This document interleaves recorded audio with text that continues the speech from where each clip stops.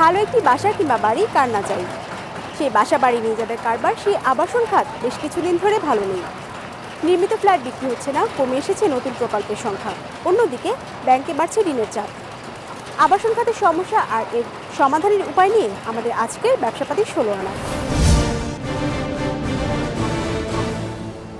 আবাসন ব্যবসায়ীদের হিসেবে নির্মাণ কাজ শেষ কিন্তু বিক্রি হচ্ছে না এমন ফ্ল্যাটের সংখ্যা 22,000, টাকার অঙ্কে যার মূল্য 21,000 কোটি টাকা। এবারে জানবো আবাসন খাতের সার্বিক অবস্থা।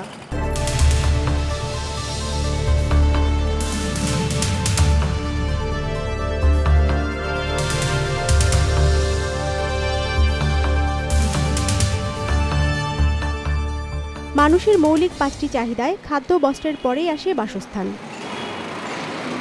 প্রতিনিয়ত বাড়ছে মানুষ, তার সাথে বাড়ছে বাসস্থানের চাহিদা। এই চাহিদাকে পুঁজি করেই গড়ে উঠেছে আবাসন ব্যবসা। গত 10 বছরে এর ব্যাপ্তিও বেড়েছে তরতর করে। দেশজ উৎপাদনে আবাসন খাতের অবদান এখন প্রায় 7 ভাগের কাছাকাছি। জরিপ বলছে আগামী 10 বছরে 95,000 থেকে 1,30,000 পর্যন্ত নতুন বাসস্থানের চাহিদা তৈরি হবে। আর ফ্ল্যাটের ক্ষেত্রে এই চাহিদা হবে 70 থেকে 95,000 পর্যন্ত। এমন চাহিদায় থাকার পরও গেল প্রায় 1 বছর ধরেই আবাসন খাতের ব্যবসায় চাঙা ভাব যেন আর নেই। নতুন ফ্ল্যাট বিক্রি যেমন একদিকে কমে গেছে, অন্যদিকে কমে গেছে নতুন নেয়া প্রকল্পের সংখ্যাও। আবার অনেকে শুরু করলেও বিক্রি না হবার ভয়ে কাজ শেষ করছেন না। মানুষের একটু দ্বিধাদ্বন্দ্বের মধ্যে আছে, দেশের সিচুয়েশন কি হয়, তারপর হরতাল অবরোধ যেভাবে ছিল, এই সব কিছু মিলেই আমাদের সেলটা একটু খারাপ। আর আমাদের সেলটা কমে গেছে, মনে করেন যে লাস্ট 1 ইয়ার ধরে আমরা এটা ফেস করতেছি, কিন্তু গত 3-4 মাস ধরে একেবারেই খারাপ অবস্থা।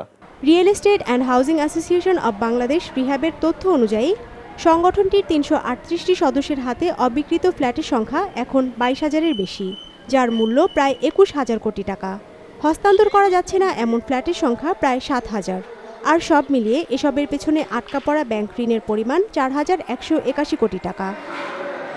10 বছরের বেশি সময় ধরে আবাসন ব্যবসার সাথে আছেন এমন ব্যবসায়ীরা জানালেন তাদের অভিজ্ঞতার কথা। শুরুটা ছিল একরকম, আসলে তখন তো ডিমান্ড ছিল বাট সাপ্লাই ছিল না। তখন আমরা বরঞ্চ ল্যান্ড ওনাররা আমাদেরকে টাকা দিত। আর এখন উল্টা হয়ে গেছে, এখন ডিমান্ডের চাইতে সাপ্লাই বেশি হয়ে যাচ্ছে। তো সেইখানে আমরা বরঞ্চ এখন ল্যান্ড ওনারের কাছে আমরা ঘুরতেছি, টাকা দিচ্ছি, সব কিছু তো একদম রিভার্স হয়ে গেছে। তখন আমরা দেখা গেছে একটা ল্যান্ড নেওয়ার পরে আমরা কাজ স্টার্ট করলেই কিন্তু আমাদের সেলটা পেয়ে যেতাম। কিন্তু বর্তমান সিচুয়েশন এখন এমন অবস্থা, ফ্ল্যাট অলমোস্ট রেডি করে আমরা চাবি নিয়ে বসে আছি, বাট আমরা ভালো ক্লায়েন্ট পাচ্ছি না। এই মন্দায় ভুক্তভোগী ফ্ল্যাটের ক্রেতারাও বুকিং দিয়ে বছরের পর বছর ঘুরছেন, বুঝে পাচ্ছেন না নিজের ফ্ল্যাটটি। চুক্তি যেদিন থেকে স্বাক্ষর হবে তার থেকে 60 মাস পরে তারা এটা ফ্ল্যাটটা হস্তান্তর করবে, এবং যদি অন্য কোনো অসুবিধা আরও 6 মাস বাড়তে পারে আর কি। মুখে কিন্তু তারা এক কথা বলে, কিন্তু চুক্তিতে আবার আর এক কথা আর কি। বিগত দিনে বলছিল যে জুনে দেবে, জুনের পরে ডিসেম্বর দেবে, ডিসেম্বরের পরে আবার জুন, তারপর আবার ডিসেম্বর, কিন্তু আসলে দেখা যাচ্ছে যে তাদের কথার সাথে কাজের কোনো মিল নাই। আবাসন খাতে ক্রেতার সংখ্যা কেন কমে গেল? ফ্ল্যাটের অতি উচ্চ মূল্য কি এতে ভূমিকা রেখেছে, নাকি জমির বেড়ে চলা দাম এই জন্য দায়ী? এবার জানবো আবাসন খাতের মন্দার নেপথ্য কথা এবং এ থেকে উত্তরণের উপায়। 2011 সালের দিকে যখন মূল্য সবচেয়ে বেশি উচ্চমাত্রায় চলে গিয়েছিল, এবং এটার উচ্চমাত্রায় যাওয়ার পিছনে ছিল এক ধরনের স্পেকুলেটিভ টেন্ডেন্সি। বায়ারদের দিক থেকে স্পেকুলেশন ছিল যে আমি যদি এখন একটা অ্যাপার্টমেন্ট কিনি, আগামী বছর এটার দাম আবার হয়তো 20-30-40% বেড়ে যাবে, ফলে আমি একটা মোটা অঙ্কের লাভ করব। সেলারদের দিক থেকে ছিল যে এটা যদি এইভাবে চলতে থাকে, বিশেষ করে বিল্ডাররা, তাদের লাভ্যাংশ কিন্তু প্রচণ্ডভাবে বেড়েছিল 2006 সাল থেকে 2010-11 সাল পর্যন্ত, এই 5 বছর। তাদের মধ্যেও একটা প্রতিযোগিতা চলে আসে এবং নতুন নতুন বিল্ডার বাজারে চলে আসা, ফলে যেটা হয়েছে যে জমিকে, এক একটা জমির পিছনে মাল্টিপল বিল্ডার্স বিডিং, এবং ফলে বিল্ডারদেরকেও তখন ওই অতিমূল্যায়নে, অতিরিক্ত মূল্যে জমিগুলোকে তাদের কন্ট্রাক্টে নিতে হয়েছে। রিহ্যাবের জরিপ বলছে গেল 10 বছরে ঢাকা শহরে জমির দাম বেড়েছে অস্বাভাবিক হারে। গড়ে জমির দাম বেড়েছে 625 ভাগ। 2000 সালে ডেমরাতে 1 কাঠা জমির দাম যেখানে ছিল মাত্র 6 লাখ টাকা, তা বর্তমানে বিক্রি হয়েছে কাঠা প্রতি 1,80,00,000 টাকায়, বাড়ার হার 29 গুণ। একই সময়ে গুলশানে জমির দাম 1036 ভাগ বেড়ে কাঠা প্রতি জমি বিক্রি হচ্ছে 2,50,00,000 টাকায়। একইভাবে ধানমন্ডি, বাড়িধারা এবং লালমাটিয়ায় জমির দাম 750 থেকে 800 ভাগ পর্যন্ত বেড়েছে। এই সময় ফ্ল্যাটের দাম প্রতি স্কয়ার ফিটে গড়ে বেড়েছে প্রায় 173 ভাগ। 2000 সালে বাড়িধারায় ফ্ল্যাটের প্রতি স্কয়ার ফিট বিক্রি হয়েছে 2150 টাকায়। বর্তমানে তা 830 ভাগ বেড়ে বিক্রি হচ্ছে 20,000 টাকা। একইভাবে ধানমন্ডি, গুলশান, বনানী এবং শ্যামলীতে ফ্ল্যাটের দাম প্রতি স্কয়ার ফিটে বেড়েছে 350 থেকে 450 ভাগ পর্যন্ত। ফ্ল্যাট তো শুধু একটা জিনিস দিয়ে হয় না, ফ্ল্যাটের জন্য ইট লাগে, বালি লাগে, সিমেন্ট লাগে, এইগুলা যে যোগান যেগুলো মাল দিয়ে বানানো হয় সেই জিনিসগুলোর যদি দাম বেড়ে যায় অটোমেটিকলি ওই ফ্ল্যাটের দাম বাড়বে, ওদিকে আবার জমির দাম বেড়েছে। আমরা একটা নির্দিষ্ট প্রফিট করি যে আমাদের এত পার্সেন্ট আমরা ইনভেস্ট করছি, এখান থেকে আমরা এত পার্সেন্ট প্রফিট করব, কিন্তু দেখা গেছে এখানের জন্য ওই ল্যান্ড ওনারদেরকে আমাদেরকে এত বেশি দিতে হয়, যার জন্যই কিন্তু প্রায় ফ্ল্যাটের দামটা বেশি বেড়ে যায়। এমন অবস্থায় মন্দা কাটাতে ক্রেতাদের জন্য সহজ শর্তে ব্যাংক ঋণের ব্যবস্থা করার দাবি রিহাবের। তবে এ ব্যবস্থা কতটা কার্যকর ভূমিকা রাখবে তা নিয়ে সংশয় বিশেষজ্ঞদের। আমি যদি এখন 4 কোটি টাকার একটা অ্যাপার্টমেন্ট কিনি, এটার ইন্টারেস্ট ইনকামই আসবে মাসে 4 থেকে 5 লাখ টাকা। অ্যামোর্টাইজেশন আরও যদি কিছু ধরি 1 লাখ টাকা করে ধরলেও আরও 1 লাখ টাকা, 5 লাখ টাকা যদি পেমেন্ট হয় আমার, তাহলে আমাকে এই 5 লাখ টাকা হতে হবে আমার ইনকামের 40%, অর্থাৎ আমার ইনকাম হতে হবে তাহলে 12 লাখ টাকা। কজন লোকের আছে বাংলাদেশে? তো সিম্পল অ্যারিথমেটিক বলে যে লোন করে বাড়ি কেনা সম্ভব না। আমরা চাচ্ছি যে আমাদের সিঙ্গেল ডিজিটে ঋণ দেওয়ার জন্য, যেটা আমরা এখন বাংলাদেশ ব্যাংকে প্রস্তাব দিয়েছি।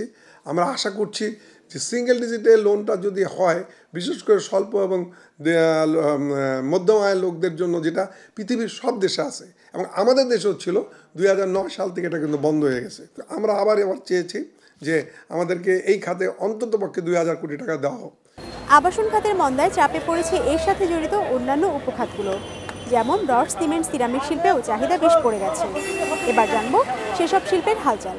আবাসন খাতের সাথে cement, rod, tiles, sanitary, paintings সহ প্রায় 200টির মতো শিল্প জড়িত। এ খাতের মন্দায় তাই ভোগান্তি পোহাতে হচ্ছে এসব উপখাতগুলোর। গেল 6 মাসে এসব খাতের ব্যবসা প্রায় 20 ভাগ কমে গেছে। এমনি অর্থনৈতিক কর্মকাণ্ড কিছুটা স্লোত হয়েছে এবং নির্বাচনকে সামনে রেখে অনেকে বিনিয়োগ করতে চাননি, যার জন্যে আবাসন শিল্পে কিন্তু বিরাট একটা ধস নেমেছে। যেমন বিশেষ করে সেলস কিন্তু ড্রাস্টিক্যালি 40-50% সেলস কমে গেছে, কোনো কোনো জায়গায় তার থেকেও বেশি। এটার একটা ইম্প্যাক্ট হোল ইন্ডাস্ট্রির উপরে পড়েছে। সরকারের যে অ্যানুয়াল ডেভেলপমেন্ট প্রোগ্রাম সেটাও কিন্তু অত্যন্ত স্লো হয়ে গেছিলো। আপনার গত 6 মাসের এর অর্জন খুবই নগণ্য, যার ফলে সামগ্রিকভাবে দেশের আবাসন শিল্প, নির্মাণ শিল্পের উপর একটা বিরূপ প্রতিক্রিয়া পড়েছে। যেমন সিমেন্ট প্রস্তুতকারী প্রতিষ্ঠান মেট্রোসেম 2013 সালে ব্যর্থ হয়েছে তাদের বিক্রির লক্ষ্যমাত্রা অর্জনে, যেখানে আগের বছরও প্রতিষ্ঠানটি লক্ষ্যমাত্রার চেয়ে বেশি সিমেন্ট বিক্রি করেছে।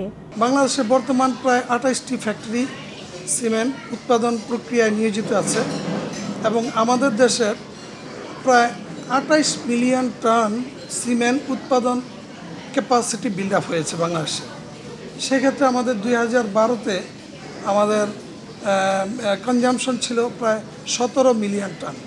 উৎপাদন ক্যাপাসিটি যতটুকু থাকে ততটুকু সিমেন্ট উৎপাদন করা যায় না। সেক্ষেত্রে আমাদের ভারতে উৎপাদন এবং বিক্রির পরিমাণ ভালো ছিল। আমাদের পুরো 2013 আমাদের বিক্রির যে টার্গেট ছিল সেটা ছিল প্রায় 20 মিলিয়ন টন, কিন্তু সেই ক্ষেত্রে আমাদের 13-তে বিক্রি হয়েছে সর্বসকলে 17 মিলিয়ন টন। কেবল বড় ব্যবসায়ী নন, আক্রান্ত ক্ষুদ্র ব্যবসায়ীরাও। এই আবাসনের সাথে আমরা সম্পূর্ণভাবে জড়িত।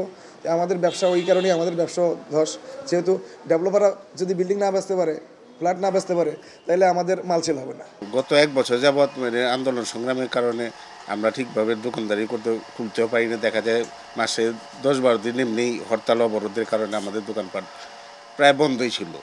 আবাসন খাত নিয়ে এই ছিল আমাদের আজকের ব্যবসাপাতি 16 আনা।